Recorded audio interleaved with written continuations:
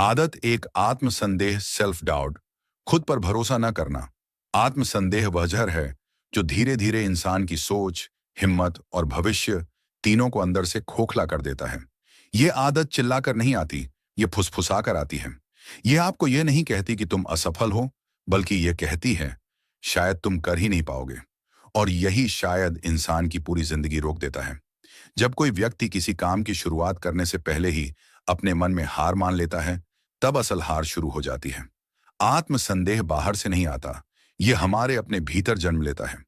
ये उन अनुभवों से बनता है जहां हम असफल हुए, जहां हमें नकारा गया, जहां किसी ने कहा तुमसे नहीं होगा। धीरे धीरे वही आवाज हमारी अपनी आवाज बन जाती है। आत्मसंदेह का सबसे खतरनाक रूप यह है कि यह आपको कोशिश ही नहीं करने देता। आप सपने देखते हैं लेकिन कदम नहीं उठाते। आप अवसर देखते हैं लेकिन आगे नहीं बढ़ते। आप जानते हैं कि आप बेहतर कर सकते हैं, फिर भी रुक जाते हैं, सिर्फ इसलिए क्योंकि आपके मन में एक डर बैठा होता है कि कहीं असफल ना हो जाए। हर बड़ा सपना आत्मसंदेह से टकराता है। फर्क सिर्फ इतना है कि कुछ लोग उस टकराव में आगे बढ़ जाते हैं और कुछ वहीं रुक जाते हैं। जो रुक जाते हैं वही बाद में कहते हैं किस्मत खराब थी, हालात सही नहीं थे, समय नहीं मिला। जबकि सच्चाई यह होती है कि उन्होंने खुद पर भरोसा नहीं किया। आत्मसंदेह इंसान को बाहर से नहीं, अंदर से कमजोर बनाता है। बाहर की दुनिया में आप चाहे कितने भी सक्षम हों, अगर भीतर भरोसा नहीं है तो आप अधूरे ही रह जाते हैं। यह आदत आपको लगातार तुलना में उलझाए रखती है। आप हर समय दूसरों को देखकर खुद को कम आंकते रहते हैं। किसी की सफलता आपको प्रेरित नहीं करती, बल्कि आपको और छोटा महसूस कराती है। जब आत्मसंदेह बढ़ता है, तब इंसान अपने फैसले दूसरों पर छोड़ देता है। उसे हर कदम पर सलाह चाहिए होती है, हर निर्णय में सहारे की जरूरत होती है। धीरे धीरे वह अपने ही दिमाग पर शक करने लगता है। वह सोचता है शायद मैं गलत सोच रहा हूं, शायद मैं समझ नहीं पा रहा हूं। और इसी सोच में वह अपनी सबसे बड़ी ताकत खो देता है, स्वतंत्र निर्णय लेने की क्षमता। आत्मसंदेह की जड़ें अक्सर बचपन में होती हैं। बार बार टोका जाना, बार बार तुलना किया जाना, बार बार यह सुनना कि तुमसे बेहतर कोई और है। ये सब मिलकर एक ऐसी मानसिकता बना देते हैं जहां इंसान खुद को कभी पर्याप्त नहीं मान पाता। उम्र बदल जाती है, हालात बदल जाते हैं, लेकिन वह अंदर बैठा हुआ डर नहीं बदलता। यह आदत आपको मेहनत से नहीं रोकती, यह आपको शुरुआत से रोकती है। और जो शुरू ही नहीं करता, वह कभी जीत भी नहीं सकता। आत्मसंदेह आपको सुरक्षित महसूस कराता है, लेकिन यह सुरक्षा एक जेल होती है। आप उसमें सुरक्षित तो रहते हैं, लेकिन आगे नहीं बढ़ पाते। इस आदत से बाहर निकलने का पहला कदम है इसकी पहचान। जब भी आपके मन में यह विचार आए कि मैं नहीं कर सकता, उसी पल रुकिए। यह विचार सच नहीं है, यह सिर्फ आदत है। दिमाग वही सोचता है जिसकी उसे ट्रेनिंग दी गई है। अगर सालों से आपने खुद को कम आंका है, तो दिमाग वही दोहराएगा। खुद पर भरोसा कोई जन्मजात गुण नहीं है, यह अभ्यास से बनता है। छोटे फैसले खुद लेना, छोटी जिम्मेदारियां उठाना और खुद को यह साबित करना कि आप कर सकते हैं, यही आत्मसंदेह का इलाज है। भरोसा अचानक नहीं आता, यह धीरे धीरे बनता है। हर बार जब आप डर के बावजूद एक कदम आगे बढ़ते हैं, आत्मसंदेह थोड़ा कमजोर होता है। हर बार जब आप अपनी ही उम्मीदों पर खरे उतरते हैं, आत्मसंदेह पीछे हटता है। और एक समय ऐसा आता है जब वही आवाज जो कहती थी शायद तुम नहीं कर पाओगे, चुप हो जाती है। आत्मसंदेह को खत्म करने का मतलब घमंड पैदा करना नहीं है। इसका मतलब है खुद को उतना ही सक्षम मानना जितना आप वास्तव में हैं, न कम न ज्यादा। खुद को कम आंकना भी उतनी ही बड़ी गलती है जितनी खुद को ज्यादा आंकना। जो इंसान खुद पर भरोसा करना सीख लेता है, दुनिया अपने आप उस पर भरोसा करने लगती है। क्योंकि आत्मविश्वास शब्दों में नहीं, फैसलों में दिखता है, चाल में दिखता है, नजरों में दिखता है। यह पहली आदत अगर आपकी जिंदगी में है, तो बाकी सारी मेहनत अधूरी है। क्योंकि बिना भरोसे के कोई भी सफलता टिक नहीं सकती। आदत दो, टाल मटोल, प्रोक्रेस्टिनेशन। काम को कल पर छोड़ने की आदत टाल मटोल एक ऐसी आदत है जो इंसान की जिंदगी को बिना शोर किए बर्बाद कर देती है। यह आदत सामने से हमला नहीं करती, यह पीछे से पकड़ लेती है। यह आपको यह नहीं कहती कि काम मत करो, यह सिर्फ इतना कहती है अभी नहीं, बाद में। और यही बाद में धीरे धीरे कभी नहीं बन जाता है। टाल मटोल आलस्य नहीं है, यह एक मानसिक जाल है। बहुत से लोग मेहनती होते हैं, समझदार होते हैं, सपने भी बड़े होते हैं, लेकिन फिर भी आगे नहीं बढ़ पाते। वजह सिर्फ एक होती है, वे सही समय पर काम शुरू नहीं करते। वे हर चीज के लिए एक परफेक्ट मूड, परफेक्ट समय और परफेक्ट हालात का इंतजार करते रहते हैं। टाल मटोल की सबसे बड़ी चाल यह है कि यह खुद को सही साबित कर देती है। इंसान अपने दिमाग को समझा लेता है कि अभी थकान है, अभी मन नहीं है, अभी तैयारी पूरी नहीं है, और दिमाग इस बात पर खुश हो जाता है कि उसने काम को टाला नहीं, बल्कि समझदारी दिखाई है। असल में टाल मटोल डर से पैदा होती है। असफल होने का डर, गलत हो जाने का डर, दूसरों की राय का डर। जब इंसान किसी काम को लेकर असुरक्षित महसूस करता है, तो वह उसे टाल देता है। वह सोचता है, अगर अभी शुरू नहीं किया तो असफल भी नहीं होऊंगा। लेकिन वह यह नहीं समझता कि शुरू न करना भी एक असफलता है। टाल मटोल धीरे धीरे आत्मविश्वास को खत्म कर देती है। हर अधूरा काम, हर टला हुआ फैसला आपके मन में एक बोझ बन जाता है। आप बाहर से शांत दिखते हैं, लेकिन अंदर ही अंदर खुद से नाराज रहते हैं। आपको पता होता है कि आप और बेहतर कर सकते थे, लेकिन आपने नहीं किया। यह आदत समय को दुश्मन बना देती है। आप हमेशा भागते रहते हैं, डेडलाइन से, जिम्मेदारियों से, अपने ही लक्ष्यों से। और जब समय निकल जाता है, तब पछतावा होता है, लेकिन तब बहुत देर हो चुकी होती है। टाल मटोल का सबसे खतरनाक असर यह है कि यह आपकी पहचान बदल देती है। लोग आपको मेहनती नहीं, टालने वाला इंसान मानने लगते हैं। धीरे धीरे मौके कम होने लगते हैं। लोग भरोसा करना छोड़ देते हैं, और एक दिन आप खुद पर भी भरोसा खो देते हैं। यह आदत अक्सर छोटे कामों से शुरू होती है। आज नहीं किया, कल कर लेंगे। फिर कल भी नहीं किया, फिर परसों, और फिर वह काम आपकी लिस्ट से ही गायब हो जाता है। लेकिन वह काम आपकी जिंदगी से गायब नहीं होता। वह एक अधूरी फाइल बनकर आपके दिमाग में खुली रहती है। टाल मटोल इंसान को वर्तमान से काट देती है। वह हमेशा भविष्य में जीता है। कल से शुरू करेंगे, अगले महीने से बदलेंगे, नए साल से मेहनत करेंगे।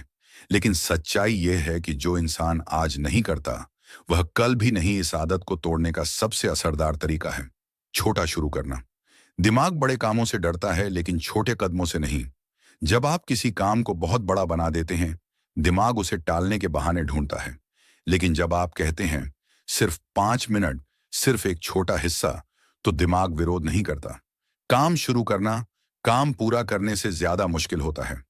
जैसे ही आप शुरुआत कर लेते हैं, टाल मटोल की ताकत टूटने लगती है, क्योंकि यह आदत सोच में मजबूत होती है, काम में नहीं। टाल मटोल से बाहर निकलने के लिए अनुशासन नहीं, ईमानदारी चाहिए। खुद से यह स्वीकार करना कि मैं डर रहा हूं, मैं बच रहा हूं। जैसे ही आप यह सच मान लेते हैं, आप इस आदत पर काबू पाना शुरू कर देते हैं। जो इंसान काम को समय पर करता है, वह हमेशा दूसरों से आगे रहता है, भले ही वह सबसे तेज या सबसे होशियार ना हो। क्योंकि सफलता का सबसे बड़ा रहस्य प्रतिभा नहीं, निरंतर कार्रवाई है। टाल मटोल आपको सपनों से दूर नहीं करती, ये आपको रोज रोज उनसे थोड़ा थोड़ा पीछे खींचती है। और एक दिन आप पीछे मुड़कर देखते हैं, तो पाते हैं कि जिंदगी बहुत आगे निकल चुकी है। अगर आप इस आदत को नहीं छोड़ते, तो कोई भी किताब, कोई भी मोटिवेशन, कोई भी प्लान आपकी मदद नहीं कर सकता। लेकिन जिस दिन आप तय कर लेते हैं कि काम अभी होगा, उसी दिन बदलाव शुरू हो जाता है। आदत 3, डर, फियर। आगे बढ़ने से रोकने वाली सबसे शक्तिशाली आदत। डर कोई अचानक पैदा होने वाली भावना नहीं है, यह एक आदत बन सकता है। जब इंसान बार बार अपने डर की बात सुनता है और उसी के अनुसार फैसले लेने लगता है, तब डर उसकी सोच का हिस्सा बन जाता है। यही आदत इंसान को आगे बढ़ने से रोकती है, चाहे उसके पास क्षमता हो, साधन हो या अवसर हो। डर का सबसे बड़ा भ्रम यह है कि यह आपको सुरक्षित रखता है। सच यह है कि डर आपको स्थिर रखता है, सुरक्षित नहीं। सुरक्षा और स्थिरता में बहुत बड़ा अंतर है। जो इंसान सिर्फ सुरक्षित रहने की सोचता है, वह कभी आगे नहीं बढ़ता। वह वही करता है जो पहले से करता आया है, वही रास्ता चुनता है जो उसे जाना पहचाना लगता है। डर कई रूपों में आता है। असफल होने का डर, गलत निर्णय लेने का डर, लोगों की राय का डर, अकेले पड़ जाने का डर, सफल हो जाने का डर। हर डर अलग दिखता है, लेकिन जड़ एक ही होती है, अनिश्चितता। इंसान उस चीज से डरता है जिसे वह नियंत्रित नहीं कर सकता। डर इंसान को वर्तमान में नहीं, भविष्य में ले जाकर परेशान करता है। वह अभी के काम को छोड़कर उन संभावनाओं में उलझ जाता है जो शायद कभी हो ही नहीं। अगर ऐसा हो गया तो? अगर मैं हार गया तो? अगर लोग हंसने लगे तो? यही सवाल डर को ताकत देते हैं। डर की सबसे खतरनाक बात यह है कि यह तर्क संगत लगता है। यह आपको कारण देता है, बहाने नहीं। यह कहता है, अभी समय सही नहीं है, तैयारी पूरी नहीं है, हालात अनुकूल नहीं हैं। और इंसान इस सोच को समझदारी मानकर रुक जाता है। धीरे धीरे डर फैसले लेने की आदत बन जाता है। इंसान वही चुनता है जिसमें जोखिम कम हो, भले ही उसमें विकास भी ना हो। वह वही करता है जिसमें उसे चुनौती न मिले, भले ही उसमें संतोष भी ना हो। डर इंसान की पहचान को सीमित कर देता है। वह खुद को उसी दायरे में देखने लगता है जिसमें वह सहज महसूस करता है। बाहर निकलने का विचार ही उसे बेचैन कर देता है, और यही बेचैनी उसे वापस पुराने रास्ते पर लौटा देती है। डर का एक गहरा रूप यह है कि इंसान अपने सपनों को ही छोटा कर लेता है ताकि डर कम लगे। वह यह नहीं कहता कि मैं डर गया हूं, वह कहता है मुझे इतना बड़ा नहीं चाहिए। लेकिन सच ये होता है कि उसने अपने डर के हिसाब से अपने सपनों को बदला है। डर से बचने की कोशिश डर को और मजबूत करती है। जितना आप उससे भागते हैं, उतना वह आपके पीछे आता है। डर सिर्फ सामना करने से कमजोर होता है, लेकिन सामना वही कर पाता है जो यह मान ले कि डर होना गलत नहीं है। डर को खत्म करने का मतलब निडर होना नहीं है। निडर इंसान असल में असावधान होता है। सही रास्ता है डर के बावजूद आगे बढ़ना। यही साहस है। डर अक्सर अनुभव की कमी से नहीं, आत्मविश्वास की कमी से आता है। दो लोग एक ही स्थिति में हो सकते हैं, एक आगे बढ़ता है, दूसरा रुक जाता है। फर्क सिर्फ इतना होता है कि एक को खुद पर भरोसा होता है और दूसरे को नहीं। डर इंसान को बार बार वही सवाल पूछने पर मजबूर करता है, अगर मैं असफल हो गया तो क्या होगा? लेकिन वह यह सवाल कभी नहीं पूछता, अगर मैं कोशिश ही नहीं करूं तो क्या होगा? जबकि दूसरा सवाल कहीं ज्यादा खतरनाक है। डर से बाहर निकलने का पहला कदम है इसे स्वीकार करना। जब आप अपने डर को पहचान लेते हैं और उसका नाम लेते हैं, तब वह थोड़ा कमजोर हो जाता है। जब तक डर अनजान रहता है, वह हावी रहता है। डर के साथ उठाया गया छोटा कदम डर के बिना किए गए बड़े सपनों से कहीं ज्यादा ताकतवर होता है। आदत 4, आराम की लत, निष्क्रियता और आलस्य से बाहर नहीं निकल पाना। आलस्य और आराम की लत वह आदतें हैं जो धीरे धीरे इंसान को अपने सपनों से, अपने लक्ष्यों से और अपनी सफलता से दूर करती जाती हैं। यह आदत दिखने में सहज, आसान और आकर्षक लगती है, लेकिन इसका असर लंबी अवधि में इतना गहरा होता है कि इसका पछतावा पूरी जिंदगी भर महसूस होता है। आराम की आदतें सिर्फ शारीरिक आलस्य तक सीमित नहीं होती। ये मानसिक स्थिति, आराम की आदत अक्सर बचपन से ही शुरू होती है। जब कोई बच्चा किसी काम से बचता है या काम करने के बजाय आराम करना पसंद करता है, तो यह एक प्राकृतिक प्रवृत्ति होती है। लेकिन जब यह आदत समय के साथ बनती जाती है, तो यह एक मानसिक रूप में बदल जाती है। समाज भी हमें आराम करने का अच्छा संदेश देता है। सुकून से जीना चाहिए, अपनी जिंदगी का मजा लो। हालांकि ये विचार कुछ हद तक सही हो सकते हैं, लेकिन जब आराम की आदत जीवन की रीढ़ बन जाए, तो ये हानिकारक हो जाती है। बचपन में काम से बचने की आदत धीरे धीरे एक परिपक्व व्यक्ति के जीवन का हिस्सा बन जाती है। शुरू में यह आदत खुद को आराम देने और किसी काम को टालने का बहाना बनाती है, लेकिन फिर यह आदत मानसिक लापरवाही, आलस्य और एक स्थिर जीवन की ओर बढ़ने लगती है। आराम की आदत और उसका मानसिक प्रभाव। आराम की आदत केवल शारीरिक आराम से नहीं जुड़ी होती, बल्कि इसका गहरा मानसिक प्रभाव भी पड़ता है। जब कोई व्यक्ति लगातार आराम की आदत में बसा रहता है, तो उसके दिमाग में यह विचार घर करने लगता है कि आराम करना ही सही है। वह व्यक्ति हर उस चुनौती को जो उसे आगे बढ़ने के लिए करनी चाहिए, टालने लगता है। वह सोचता है, अब क्या जरूरत है, कल कर लूंगा, यह काम आज नहीं हुआ तो कोई फर्क नहीं पड़ता। इस तरह की सोच धीरे धीरे आपको निष्क्रिय बना देती है। मानसिक ऊर्जा की कमी और विचारों की नकारात्मकता के कारण हर काम पर आलस्य हावी हो जाता है। और जैसे जैसे यह आदत आपके मानसिक स्तर पर मजबूत होती जाती है, वैसे वैसे आपकी सफलता की संभावनाएं घटने लगती हैं। यह आदत इंसान के आत्मविश्वास को भी प्रभावित करती है। जब कोई व्यक्ति लगातार आराम करने की आदत को अपनाता है, तो उसकी मानसिकता में यह विश्वास बैठ जाता है कि कोई भी काम किया जा सकता है। लेकिन जब तक उसे आराम न मिले, तब तक वह काम को टालता रहता है। यही आलस्य उसे अपने लक्ष्य के प्रति उदासीन बना देता है। आराम की आदत और सफलता सफलता कभी भी आराम की आदत को पनपने का मौका नहीं देती। सफलता मेहनत, समर्पण और स्थिरता की मांग करती है। जब तक आप आराम करने के बजाय कठिनाइयों का सामना नहीं करते, तब तक आप सफलता की ओर कदम नहीं बढ़ा सकते। एक व्यक्ति जो हमेशा आराम के साए में जीता है, वह कभी उस कठिन दौर को नहीं देख पाता जो सफलता तक पहुंचने के लिए जरूरी होता है। जब हम किसी सपने की ओर बढ़ते हैं, तो हमारे रास्ते में कई बाधाएं आती हैं। ये बाधाएं हमें हमारी असली ताकत दिखाती हैं। लेकिन जब कोई व्यक्ति आराम की आदत में बसा रहता है, तो वह कठिन दौर से बचने के लिए कोई रास्ता नहीं अपनाता। वह केवल आराम की तलाश करता रहता है।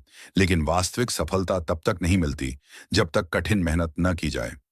आराम की आदत सफलता के उस रास्ते को देख ही नहीं पाती जो कठिन परिश्रम, संघर्ष और संघर्ष से गुजरकर हासिल होता है। वह केवल आसान रास्ते को चुनता है, जिसमें उसे कोई कठिनाई नहीं होती। यह आदत आपके जीवन में बाधाओं से बचने का एक तरीका बन जाती है, लेकिन यह आपको किसी भी प्रकार की असली सफलता या संतोष नहीं देती। मानसिकता में बदलाव आराम की आदत से बाहर निकलने का पहला कदम है। मानसिकता में बदलाव। अगर आप जीवन में किसी बड़े लक्ष्य को पाना चाहते हैं, तो आपको यह समझना होगा कि आराम केवल एक पल की राहत देता है, लेकिन मेहनत और संघर्ष आपके पूरे जीवन को बदल सकते हैं। जब आप अपनी मानसिकता बदलते हैं, तो आप यह महसूस करते हैं कि आराम के बाद वास्तविक संतोष कभी नहीं आता। यह तभी संभव है जब आप कठिनाइयों से लड़ते हुए अपने लक्ष्य तक पहुंचते हैं। यह मानसिकता की चाबी है। आपको यह स्वीकार करना होगा कि कोई भी महान कार्य आराम से नहीं हो सकता। जब आप अपनी मानसिकता बदलते हैं और आराम की आदत से बाहर आते हैं, तो आप यह महसूस करने लगते हैं कि आपके भीतर एक नई ऊर्जा है। अब आप हर काम में चुनौती की तलाश करते हैं, आराम की जगह आत्मसंतोष के लिए काम करते हैं और असली सफलता को हासिल करने की दिशा में बढ़ते हैं।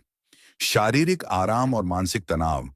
कई बार हम यह समझते हैं कि आराम केवल शारीरिक होता है, लेकिन असल में शारीरिक आराम से ज्यादा महत्वपूर्ण मानसिक आराम है।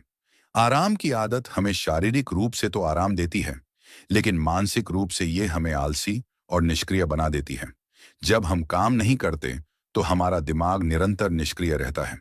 इससे मानसिक तनाव बढ़ता है और हम किसी भी नए कार्य को करने से डरने लगते हैं।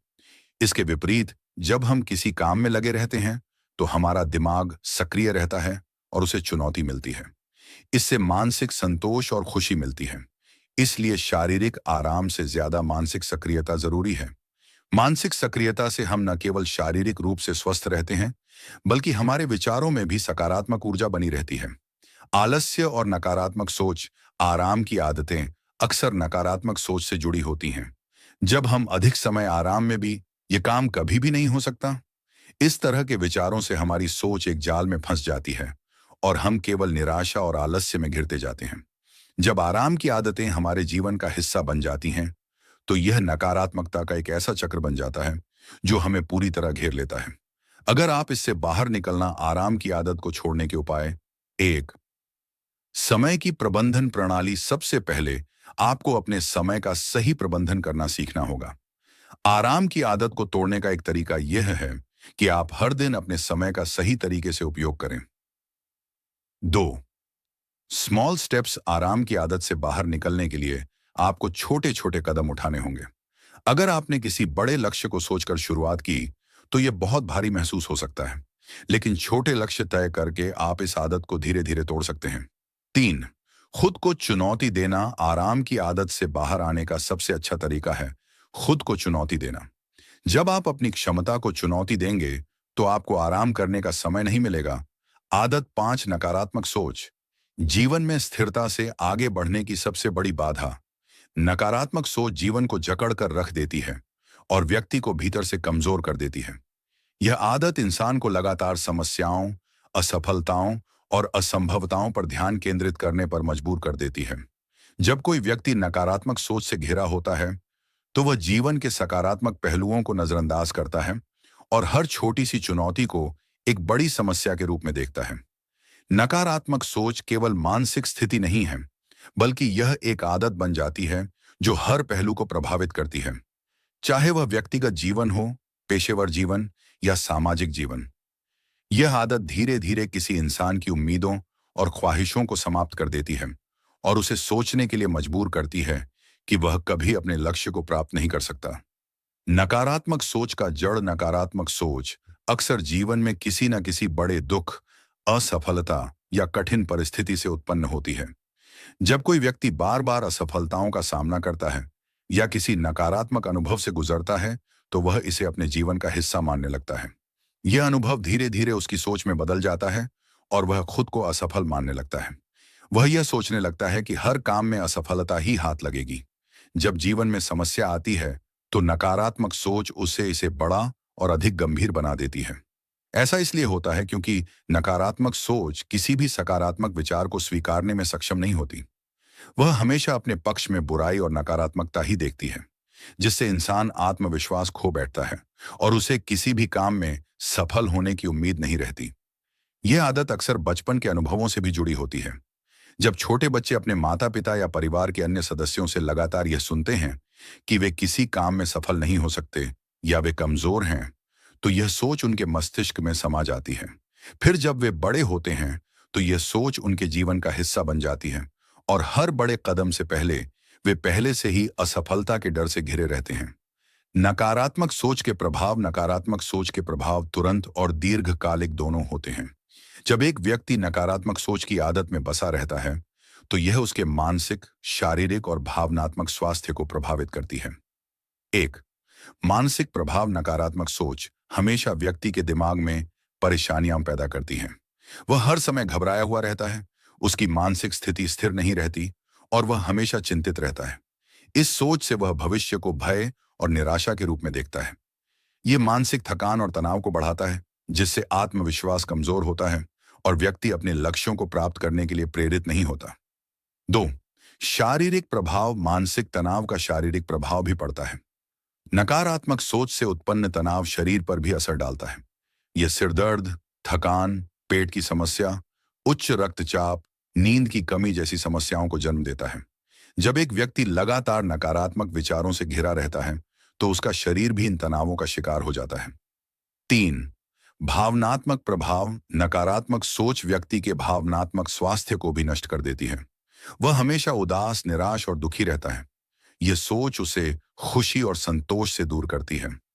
रिश्तों में भी तनाव बढ़ने लगता है, क्योंकि नकारात्मक सोच वाले व्यक्ति के लिए हर चीज में खराबी ही दिखाई देती है और वह दूसरों से भी यही उम्मीद करने लगता है। 4, सामाजिक प्रभाव नकारात्मक सोच की आदत इंसान को सामाजिक रूप से भी अलग थलग कर देती है।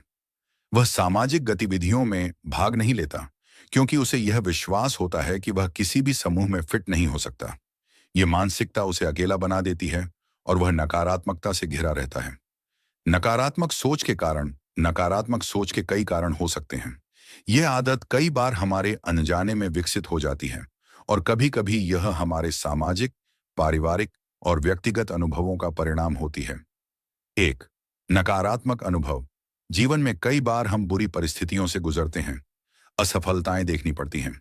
जब कोई बार बार असफलता का सामना करता है, तो वह इसे अपनी नियति मानने लगता है। 2, आत्मसंदेह नकारात्मक सोच का एक बड़ा कारण आत्मसंदेह होता है। जब किसी व्यक्ति को खुद पर विश्वास नहीं होता, तो वह हर काम में नकारात्मकता ही देखता है। वह सोचता है कि वह किसी काम में सफल नहीं हो सकता। नकारात्मक सोच को बदलने के उपाय: 1, सकारात्मक सोच को अपनाना। नकारात्मक सोच को तोड़ने का पहला कदम है सकारात्मक सोच को अपनाना। जब हम अपने दिमाग को सकारात्मक विचारों से भरते हैं, तो नकारात्मकता खुद ब खुद कम होने लगती है। 2, ध्यान और मेडिटेशन। ध्यान और मेडिटेशन से मानसिक शांति मिलती है और यह नकारात्मक सोच को नियंत्रित करने में मदद करता है। जब आप अपने दिमाग को शांत और नियंत्रित रखते हैं, तो नकारात्मक विचारों का प्रभाव कम हो जाता है। 3, आत्मसंवेदनशीलता। आत्मसंवेदनशीलता से आप अपनी भावनाओं और विचारों को समझ सकते हैं।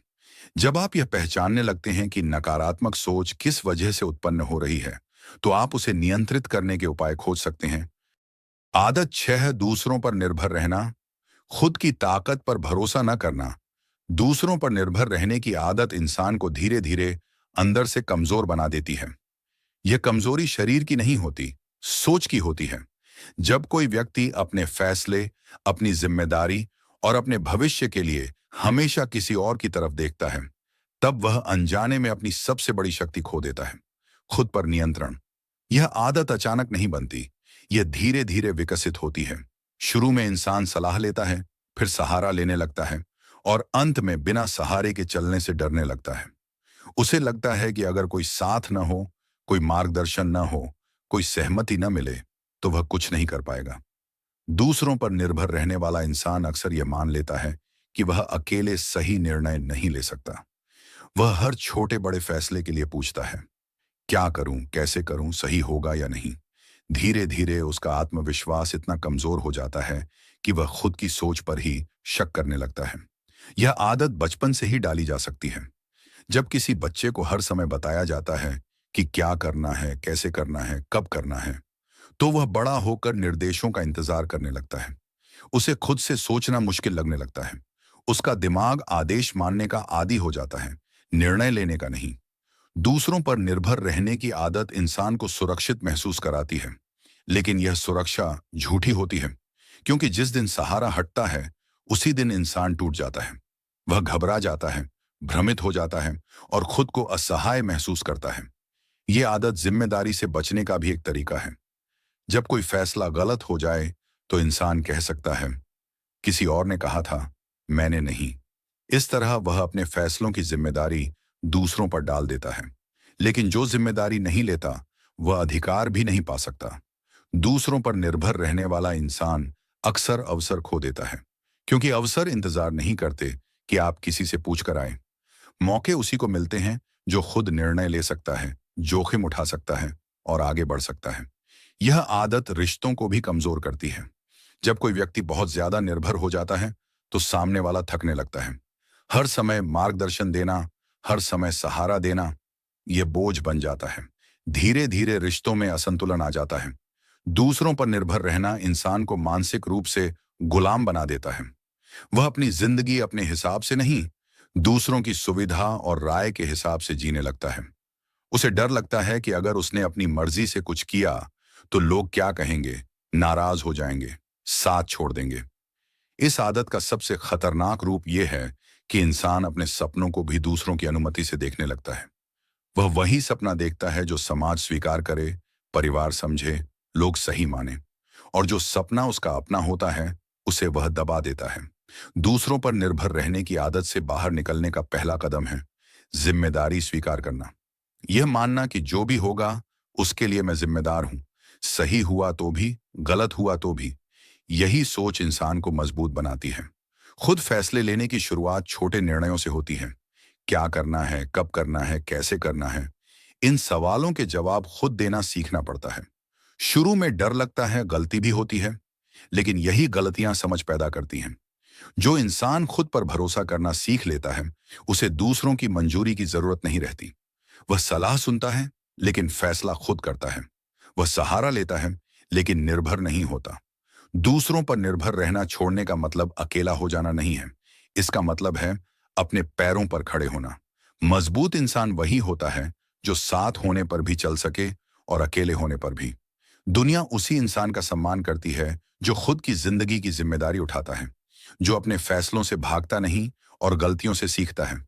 अगर यह आदत आपकी जिंदगी में बनी रही, तो आप हमेशा किसी न किसी का इंतजार करते रहेंगे, और इंतजार करते करते जिंदगी निकल जाएगी। लेकिन जिस दिन आप यह तय कर लेते हैं कि अब मैं खुद निर्णय लूंगा, खुद आगे बढ़ूंगा, उसी दिन आप भीतर से आजाद हो जाते हैं। आदत 7, बहानेबाजी।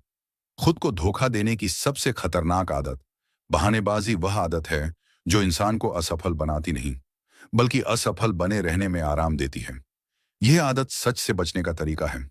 जब इंसान अपने हालात, अपनी कमियों और अपनी जिम्मेदारी का सामना नहीं करना चाहता, तब वह बहाने बनाता है। यह आदत इतनी चालाक होती है कि इंसान को खुद भी नहीं लगता कि वह गलत कर रहा है। बहाना कभी सीधा नहीं होता। यह हमेशा तर्क की शक्ल में आता है।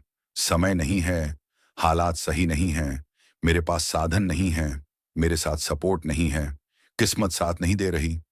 ये सब बहाने हैं, लेकिन सुनने में ये सच जैसे लगते हैं। यही वजह है कि बहानेबाजी सबसे ज्यादा खतरनाक होती है। बहानेबाजी इंसान को मेहनत से नहीं, जिम्मेदारी से दूर रखती है। जब तक आप यह मानते हैं कि आपकी जिंदगी की हालत के लिए कोई और जिम्मेदार है, तब तक आप खुद कुछ बदलने की जरूरत महसूस ही नहीं करते। बहाना आपको यह कहने की सुविधा देता है, गलती मेरी नहीं है। यह आदत बचपन से ही बननी शुरू हो जाती है। जब बच्चे को हर गलती पर बचा लिया जाता है, जब उसे यह सिखाया जाता है कि हालात ही दोषी हैं, तब उसके अंदर यह सोच बैठ जाती है कि वह कभी जिम्मेदार नहीं है। बड़ा होकर वही बच्चा हर असफलता के लिए बाहर कारण ढूंढता है। बहानेबाजी का सबसे बड़ा नुकसान यह है कि यह इंसान की सीखने की क्षमता को खत्म कर देती है। जो इंसान हर बार कोई ना कोई वजह बता देता है, वह कभी यह नहीं पूछता, मैंने कहाँ गलती की। और जो यह सवाल नहीं पूछता, वह कभी बेहतर नहीं बन सकता। बहाना बनाने वाला इंसान खुद को असहाय दिखाता है, लेकिन अंदर से वह आराम ढूंढ रहा होता है। उसे पता होता है कि अगर उसने सच स्वीकार कर लिया, तो उसे बदलना पड़ेगा, मेहनत करनी पड़ेगी, असुविधा झेलनी पड़ेगी। बहाना उसे इन सब से बचा लेता है। यह आदत धीरे धीरे इंसान की पहचान बन जाती है। लोग उसे मेहनती नहीं, समझदार नहीं, बल्कि कारण बताने वाला इंसान मानने लगते हैं। उसके शब्दों पर भरोसा कम होने लगता है, क्योंकि लोग जानते हैं ये कुछ भी हो जाए, वजह जरूर निकालेगा। बहानेबाजी समय के साथ और मजबूत होती जाती है। शुरू में छोटे बहाने होते हैं, फिर बड़े, पहले काम के लिए, फिर जिंदगी के फैसलों के लिए। एक समय ऐसा आता है जब इंसान अपनी पूरी जिंदगी का हिसाब बहानों से देने लगता है। यह आदत सबसे ज्यादा नुकसान उन्हें पहुंचाती है जिनमें क्षमता होती है, क्योंकि उनके पास यह समझ होती है कि वे बेहतर कर सकते थे। लेकिन बहाना उन्हें यह सोचने से रोक देता है कि उन्होंने किया क्यों नहीं। बहानेबाजी इंसान को सच्चाई से दूर रखती है, और सच्चाई चाहे कड़वी हो, लेकिन वही बदलने की ताकत देती है। झूठा सुकून देने वाला बहाना इंसान को वहीं रोक देता है जहां वह है। बहाने हमेशा बाहरी होते हैं, सरकार, सिस्टम, परिवार, पैसे, समय, लोग। लेकिन समाधान हमेशा अंदर से शुरू होता है। जब तक इंसान यह नहीं मानता कि बदलाव की शुरुआत उसे खुद से करनी होगी, तब तक कुछ नहीं बदलता। बहानेबाजी आत्मसम्मान को भी खा जाती है। बाहर से इंसान खुद को सही साबित करता रहता है, लेकिन अंदर उसे पता होता है कि वह खुद से झूठ बोल रहा है। यह अंदरूनी टकराव धीरे धीरे आत्मविश्वास को खत्म कर देता है। जो इंसान बहाने बनाता है, वह दूसरों की सफलता देखकर जलता है, क्योंकि उसे लगता है कि उनके हालात बेहतर थे। वह यह नहीं देखता कि उन्होंने बहाने छोड़कर काम किया। बहानेबाजी से बाहर निकलने का पहला कदम है निर्मम ईमानदारी। खुद से यह कहना कि जो हुआ उसमें मेरी भी भूमिका थी। ये बात सुनने में कठोर लगती है, लेकिन यही बात इंसान को मजबूत बनाती है। जिम्मेदारी लेना डरावना होता है, क्योंकि फिर बचने का रास्ता नहीं रहता, लेकिन जिम्मेदारी ही आजादी देती है। जिस दिन आप यह मान लेते हैं कि आपकी जिंदगी आपके फैसलों का नतीजा है, उसी दिन आप उसे बदलने की ताकत पा लेते हैं। बहाने छोड़ने का मतलब यह नहीं है कि हालात कठिन नहीं होते। हालात होते हैं, समस्याएं होती हैं। फर्क सिर्फ इतना है कि मजबूत इंसान समाधान ढूंढता है, कमजोर इंसान बहाना। कोई भी सफल इंसान बहानों से आगे नहीं बढ़ा। हर सफलता के पीछे किसी ना किसी ने यह कहा, हालात जैसे भी हों, मुझे करना ही है। बहाना आपको आज सुकून देता है, लेकिन कल पछतावा देता है, और पछतावा वह कीमत है जो बहानेबाज इंसान पूरी जिंदगी चुकाता है। अगर यह आदत आपकी जिंदगी में बनी रही, तो आप हमेशा सही साबित होते रहेंगे, लेकिन कभी आगे नहीं बढ़ेंगे। लेकिन जिस दिन आप बहाना बनाना छोड़ देते हैं, उसी दिन आपकी जिंदगी का नियंत्रण आपके हाथ में आ जाता है।